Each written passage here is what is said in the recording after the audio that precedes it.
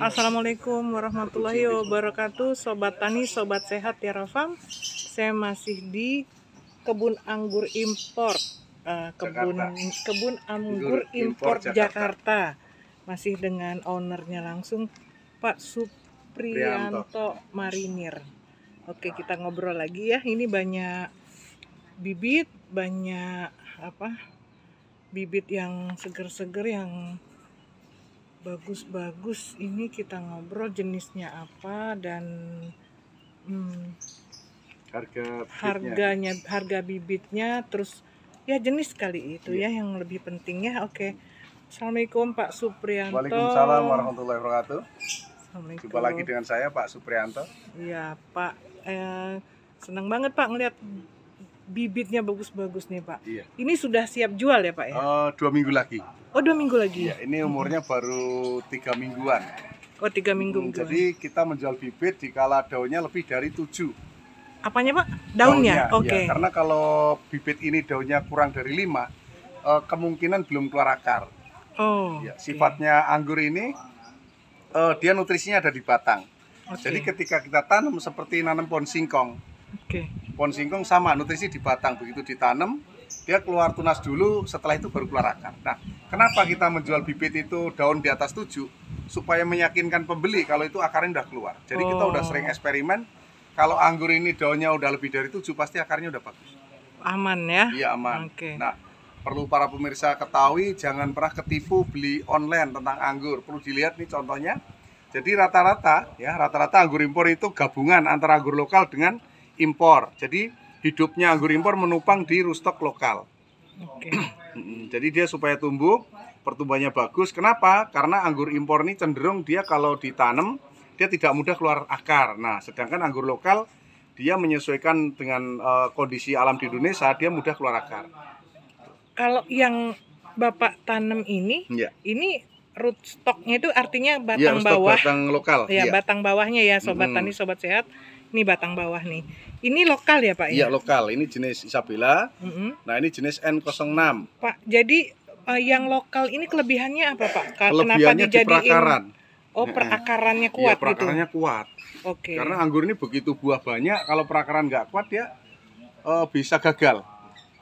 Iya, bisa gagal. Jadi kelebihan anggur lokal dijadikan rootstock atau pohon bawah itu karena perakarannya kuat. Iya, betul, ya Pak ya? Perakarannya bagus. Jadi atasnya ini anggur-anggur impor ya Pak ya? Yang sudah ada di sini anggur apa aja Pak? Ini jenis trans, terus tran merah ya.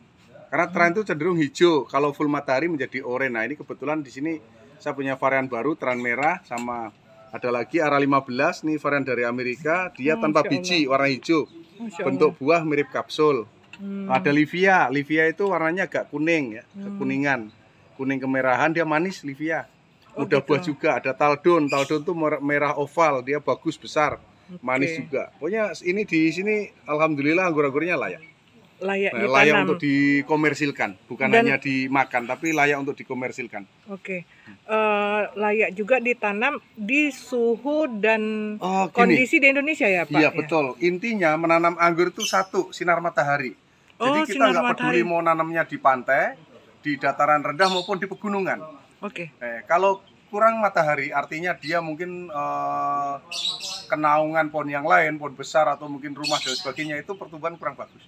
Nah, gini Pak Suprianto, saya tuh ada beberapa teman anggur ya, katanya anggurnya itu kering daunnya karena kena hujan langsung. Itu gimana Pak kalau menurut Bapak? Anggur impor dia kalau hujannya masif, tiap hari hujan, terus cuaca lembab kering gitu ya, hujan itu dia akan terkena jamur. Nah, untuk antisipasi supaya aman dari jamur di kala musim hujan, setiap minggunya boleh disemprot menggunakan Nativo atau Ridomil Gold dicampur dengan kalsium. Ingat, kalsium, karena sebagai, anggap aja kalau kita manusia, kalsiumnya itu sebagai vitamin seperti Maviton atau Redoxon atau sejenis minuman vitamin lainnya. Nah, untuk Ridomil Gold itu obat. Iya, untuk pertahanan. Itu yang Bapak pakai di sini, jadi supaya daunnya dia tetap hijau, sehat, seger.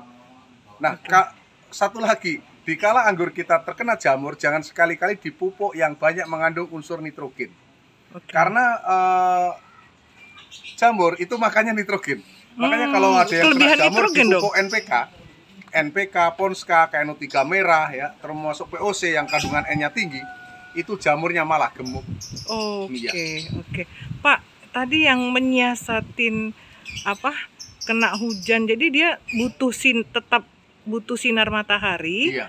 Tapi dia tetap ditutup ya. Kayak di sini saya lihat ditutup pakai saya pakai spanduk plastik karena di sini banyak kunjungan. Kalau mau saya buka pas orang berkunjung ke sini hujan, otomatis kita nggak bisa edukasi. Oh, sebetulnya kena air hujan pun nggak apa-apa ya, Pak? Masalah. Nggak masalah.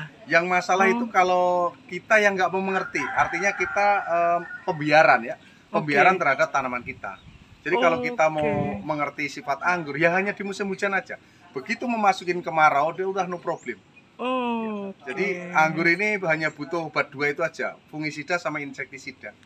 Karena menurut temen itu katanya wajib ditutup seperti yang Bapak lakukan. Oh, tidak juga. Justru ya Pak? Kalau di greenhouse yang terlalu ketat, dia udara tidak masuk. Bila terkena jamur menjadi epidemik, artinya semua bisa kena jamur. Itu sangat berbahaya. Justru lebih berbahaya Pak ya kalau loss ya. Ini udaranya loss. Betul, makanya saya bilang. Jadi Bapak membuat tutup itu cuma karena saat mengedukasi jangan kehujanan gitu ya Pak? Iya, betul. Oke. Jadi kalau bukan cuma hujan gerimis kita masih tetap aman, ya? Edukasi. Nah, ini jenis apa ini Pak? Ini double pink. Ini anggurnya pink, buahnya besar. Oh gitu. Ini nanti matangnya pink. Berapa lama lagi nih? Ini sebulan lagi matang.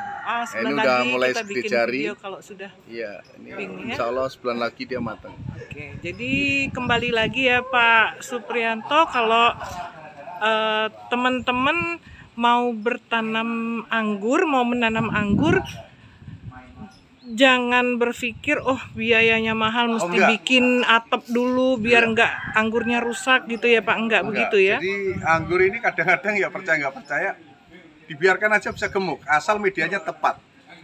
Kita menanam anggur mau varian apapun itu, mau yang jenisnya apapun, harganya mahal atau kalau media tanamnya nggak bagus, jangan harap dia gemuk. Nah, salah satu syarat mutlak untuk anggur berbuah adalah gemuk. Kalau dia subur pasti gampang buah. Tapi kalau dia kurus, apalagi menderita, itu lama buahnya. Maksudnya yang kurus tuh batang bawahnya ini ya Pak? Bukan, ini nggak bagus. Nah, ini contoh ya, ini sehat, batang sehat. Ini ya, seperti ini sulur. Nah, ini kan ini sehat nih. Ciri-ciri batang sehat keluar sulur. Sulur ini menandakan bahwa perakaran sehat, artinya medianya sehat. Kalau medianya bagus, tidak asal-asalan. Yang paling pasti anggur adalah akarnya serabut. Dia tidak bisa ditanam di tempat yang keras.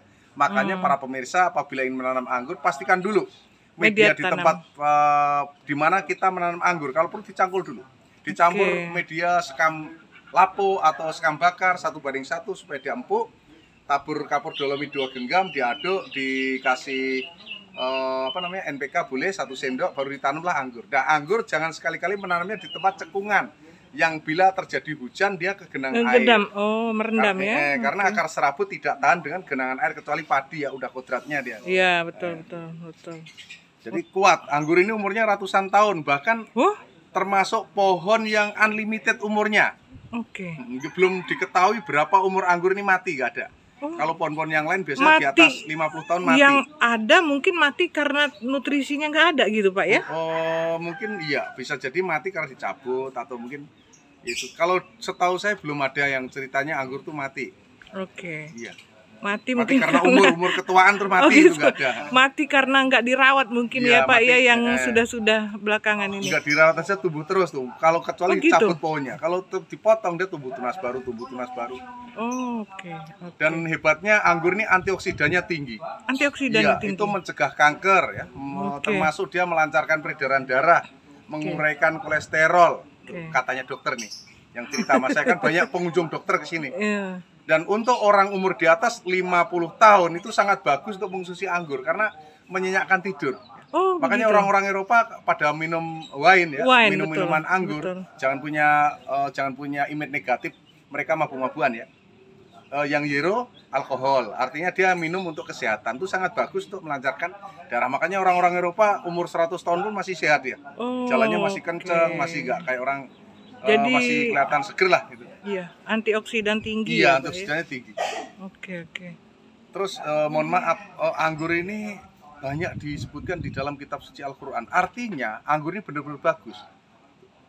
Ya, salah satu Ada di buah surat yang ada Al-Baqarah, ya di surat Al-Baqarah. Yasin, di surat An-Nahl, dan di beberapa surat yang lain menyebutkan anggur dan kurma.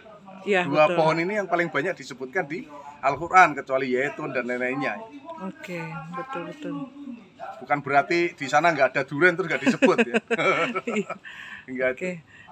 Terima kasih ya Pak Suprianto. Nanti kita belajar lagi di video selanjutnya tentang anggur Pokoknya kalau berbuah pengen di pinter Indonesia. anggur main sini. Oke, terima kasih Pak. Assalamualaikum warahmatullahi wabarakatuh. Waalaikumsalam.